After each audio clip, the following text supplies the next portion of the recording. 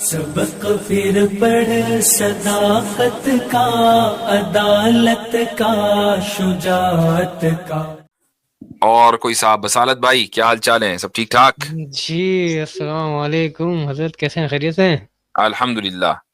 حضرت؟ آپ نے تو ماشاءاللہ جس طریقے کے کانٹینٹ آ رہے ہیں اور مفتی صاحب پروڈیوس کر رہے ہیں، مفتی عبداللہ منہاج صاحب، آج ہی مفتی شمائل احمد ندوی صاحب کی پوڈ کاسٹ بھی گزری، اور میں یہ کہنے پہ مجبور ہوں کہ آپ نے نا غیبتہ کے ساتھ ساتھ جو ہے وہ احساس کمتری کا بھی شکار کر دیا ارے ہمیں۔ ایسا نہ کرے۔ مفتی شمائل عبداللہ کی پوڈ کاسٹ جو میرے ساتھ ہوئی تھی وہ انہوں نے ڈالی ہے؟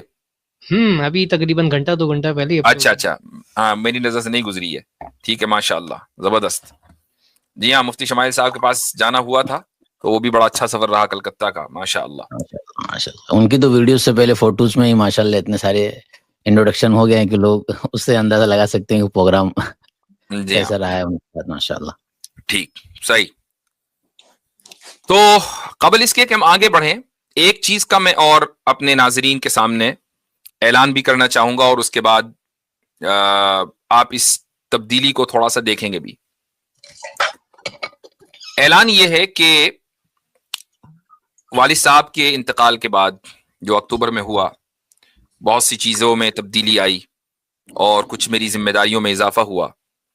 اس میں ایک ذمہ داری ان کے اپنے قائم کردہ ادارے، بلکہ ان کے قائم کردہ 2 ادارے، ان میں ایک دارالکتاب دیوبند کے نام سے ہے جو ایک تجارتی ادارہ ہے، اور دوسرا لڑکیوں کا مدرسہ ہے جو انہوں نے کوئی تقریباً 25 سال پہلے قائم کیا تھا دیوبند میں، معہد عائشہ صدیقہ للبنات کے نام سے۔ تو ان 2 اداروں کی ذمہ داری میرے سر پر ہے، اور میں انشاءاللہ پوری کوشش بھی کروں گا کہ یہ 2 ادارے باقی رہیں اور چلتے رہیں، بلکہ نہ صرف یہ کہ چلیں، دن دنی رات چوگنی ترقی کریں۔ اس تعلق سے آپ میں سے بہت سے حضرات جو مجھ سے جڑے ہوئے ہیں وہ دارالکتاب دیوبند کے تعلق سے اس حوالے سے شاید نہ جانتے ہوں کہ اب وہ اس ادارے کی انتظامی ذمہ داری میرے پاس ہے۔ اگرچہ میں امریکہ میں ہوں اور وہ ادارہ دیوبند میں ہے، لیکن بہرحال اس کی انتظامی ذمہ داری میرے پاس ہے۔ تو وقتاً فوقتاً آپ میری ویڈیوز میں کچھ بینرز بھی دیکھیں گے جو دراصل اس ادارے کے تعلق سے ہوں گے، اور بہت سارے لوگ جو کانٹینٹ ڈیولپ کرتے ہیں وہ کسی دوسری کمپنی کے اشتہارات اپنے اس میں لاتے ہیں ویڈیوز میں، جس میں کوئی حرج نہیں ہے، وہ اشتہارات لا سکتے ہیں۔ شرط یہ ہے کہ اگر ان کے اختیار میں وہ اشتہار لانا ہے تو وہ اشتہارات حلال چیزوں کے ہونے چاہیے۔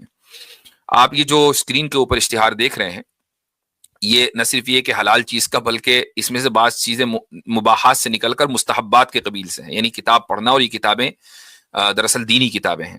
دارالکتاب دیوبند تقریباً 40 سال پرانا ایک تجارتی فرم ہے، اور اس کا ایک الحمدللہ ملک میں نام ہے، اور بہت سارے مدارس کی اور افراد کی اس نے دینی کتابوں کی ضرورت کو گزشتہ 40 سال میں پورا کیا ہے۔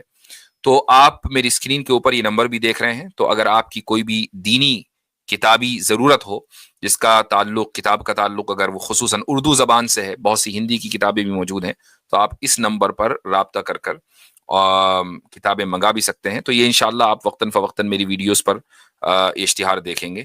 ایک چیز کا اضافہ میں ضرور کر دوں، اس نمبر پر خدا کے واسطے فون کر کے میرے تعلق سے نہ پوچھیے گا کہ میں کہاں ہوں، چونکہ آپ کو کوئی جواب نہیں ملے گا۔ یہ صرف تجارتی مقصد سے ایک نمبر ہے جو وہاں پر دیوبند میں دیا ہوا ہے۔